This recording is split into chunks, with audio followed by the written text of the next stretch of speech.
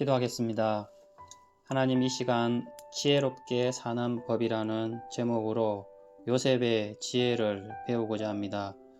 성령께서 함께하여 주시옵소서. 예수님 이름으로 기도드립니다. 아멘. 하나님의 말씀은 창세기 41장 46절에서 57절입니다.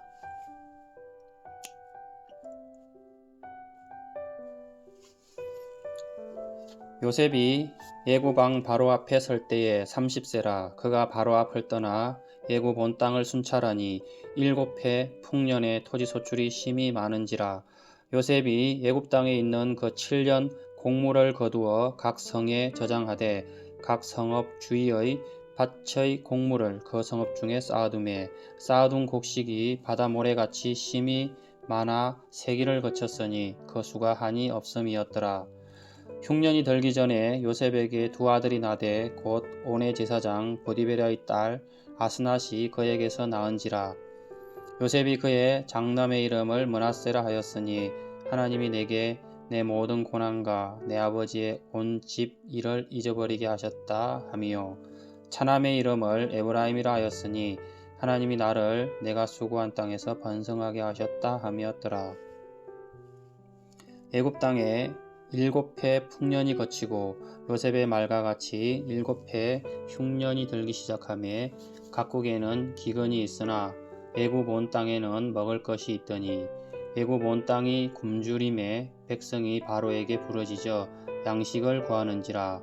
바로가 애굽 모든 백성에게 이르되 요셉에게 가서 그가 너희에게 이르는 대로 하라 하니라. 온 지면에 기근이 있음에 요셉이 모든 창고를 열고 애굽 백성에게 팔세. 애굽 땅에 기근이 심하며 각국 백성도 양식을 사려고 애굽으로 들어와 요셉에게 이르렀으니 기근이 온 세상에 심함이었더라. 아멘. 요셉의 꿈 해석대로 7년 대풍년이 오고 그 다음 7년 대흉년이 옵니다. 중간에 요셉이 아들 둘을 낳습니다. 므낫세와 에브라임입니다. 본문은 제목처럼 7년 대풍년과 대흉년 기간 동안 요셉이 지혜롭게 애굽을 다스린 그런 내용이 되겠습니다. 46절 요셉이 애굽 왕 바로 앞에 설 때에 30세라. 그가 바로 앞을 떠나 애굽 온 땅을 순찰하니.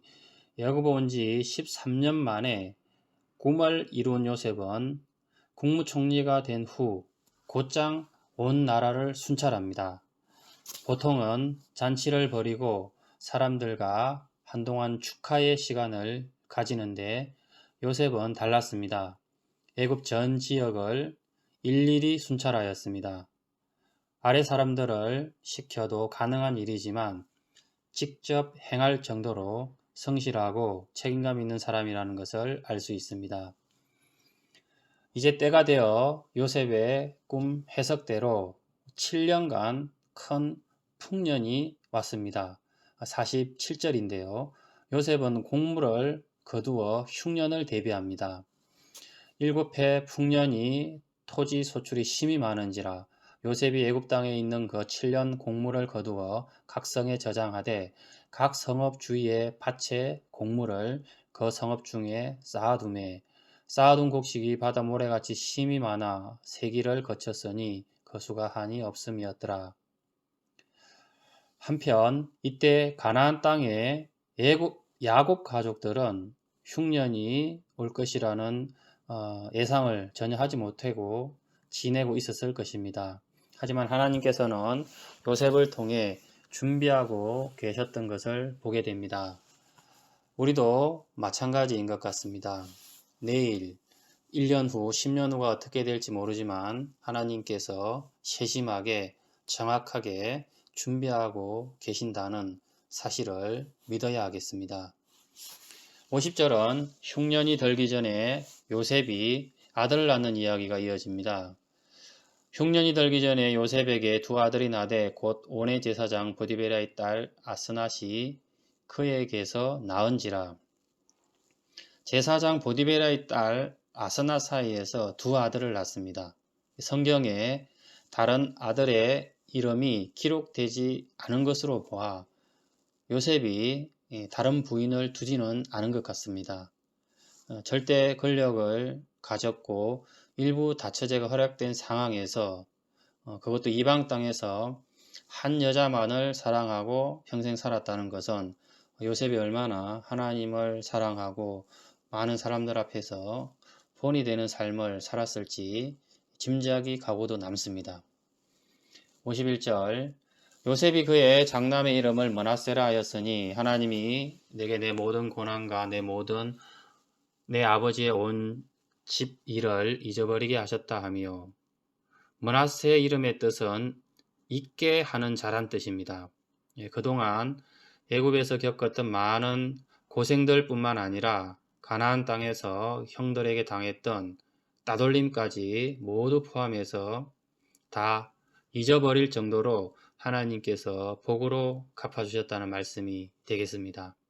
또 요셉이 그렇게 살겠다는 의미가 되겠습니다. 52절 차남의 이름을 에브라임이라 하였으니 하나님이 나를 내가 수고한 땅에서 번성하게 하셨다 함이었더라. 차남 에브라임의 뜻은 기름진 땅, 두 배로 창성함 이런 의미입니다. 장남 므낫세는 과거의 아픈 기억을 다 잊어버리게 했다는 의미고 차남 에브라임은 현재 두 배의 복을 주셨다는 의미로 이름을 지었습니다. 정리하면 요셉은 과거에 자신의 고난을 극복하게 하신 하나님을 잊지 않으며 현재 베풀어 주신 은혜를 찬양하며 살겠다는 것입니다. 53절 애굽 땅에 7해 풍년이 거치고 고난도 끝이 있듯이 좋은 일도 언젠가는 끝이 있게 마련입니다. 그러므로 지혜로운 자는 잘 될 때 더 낮추고 내일을 준비하는 긴장을 늦추지 않는 사람이라 하겠습니다. 풍년이 거치자 요셉의 해석대로 흉년이 시작되고 애국을 제외한 모든 나라가 굶주림에 허덕이게 됩니다. 54절부터 55절 요셉의 말과 같이 7해 흉년이 들기 시작하매 각국에는 기근이 있으나 애굽 온 땅에는 먹을 것이 있더니 애굽 온 땅이 굶주림에 백성이 바로에게 부르짖어 양식을 구하는지라 바로가 애굽 모든 백성에게 이르되 요셉에게 가서 그가 너희에게 이르는 대로 하라 하니라. 풍년 7년 동안 전체 수확의 5분의 1을 거두어 들인 요셉에게 흉년의 시작은 전혀 위협이 되지 못합니다. 백성들은 요셉의 계획을 준비를 모르고 있었는지 바로를 찾아가 부르짖습니다. 이에 바로는 요셉에게 가서 시키는 대로 하라고 합니다.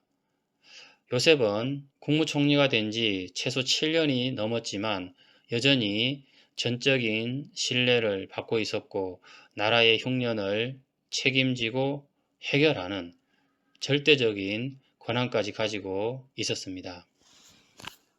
온 지면에 기근이 있음에 요셉이 모든 창고를 열고 애굽 백성에게 팔세 애굽 땅에 기근이 심하며 각국 백성도 양식을 사려고 애굽으로 돌아와 요셉에게 이르렀으니 기근이 온 세상에 심함이었더라.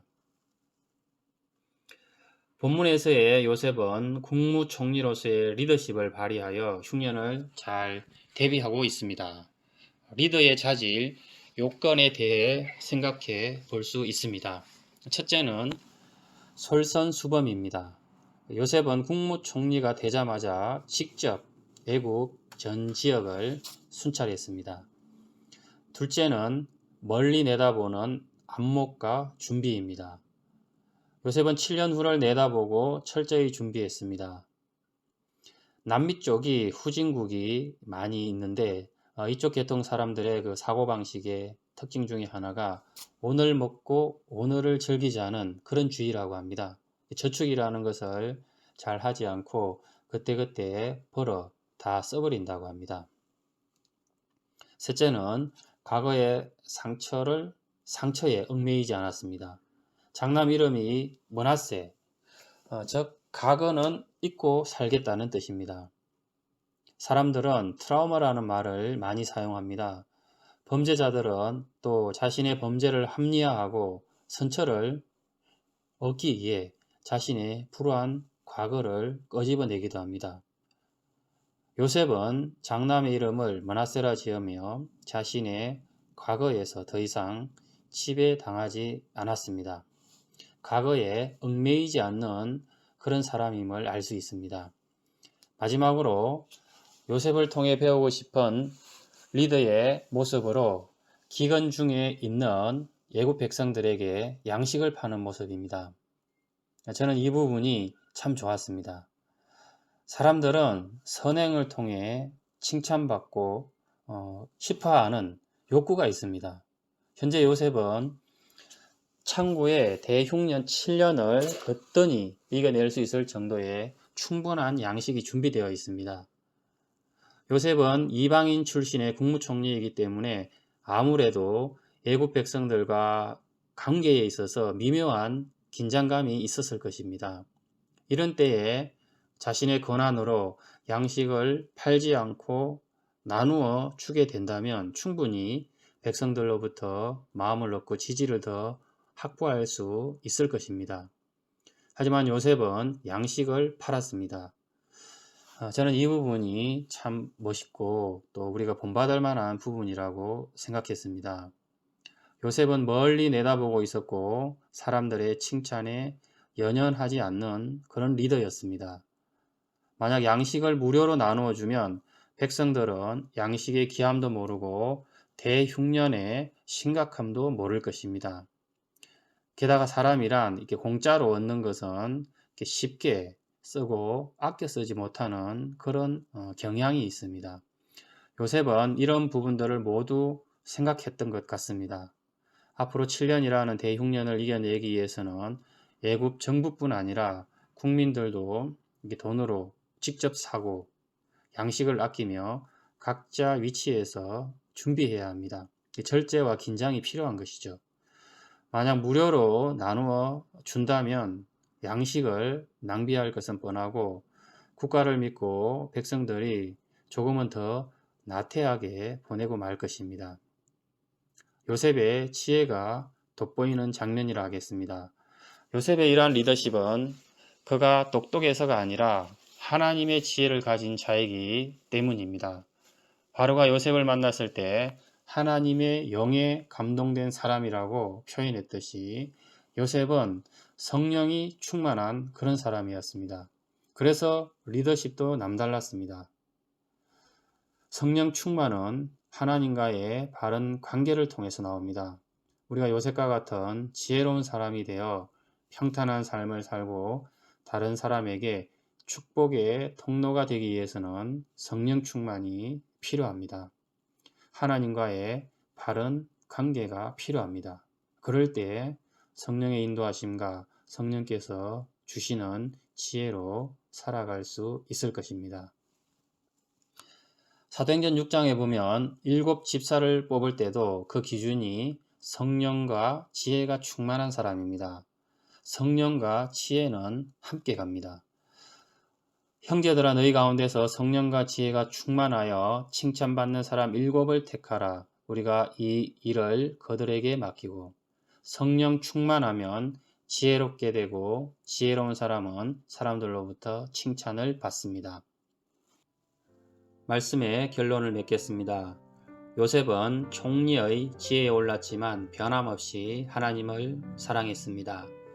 당시 아내를 한 명 둔 것만 보아도 알 수 있습니다. 하나님을 사랑하였기에 겸손함을 잃지 않았고 끝까지 성실했습니다. 하나님을 사랑하였기에 성령 충만을 받았고 그 결과 지혜로운 리더자가 되었고 축복의 통로가 되었습니다. 성령 충만함을 사모하는, 그래서 하나님의 지혜로 살아가는 저와 여러분 되기를 소망합니다. 기도하겠습니다. 하나님 아버지, 요셉처럼 하나님을 사랑함으로 성령 충만하게 하시고 성령 충만함으로 하나님의 지혜를 배워서 우리가 만나는 모든 사람들에게 하나님의 사랑을, 능력을, 지혜를 전하며 축복의 통로로 살게 하여 주시옵소서. 예수님 이름으로 기도드립니다. 아멘.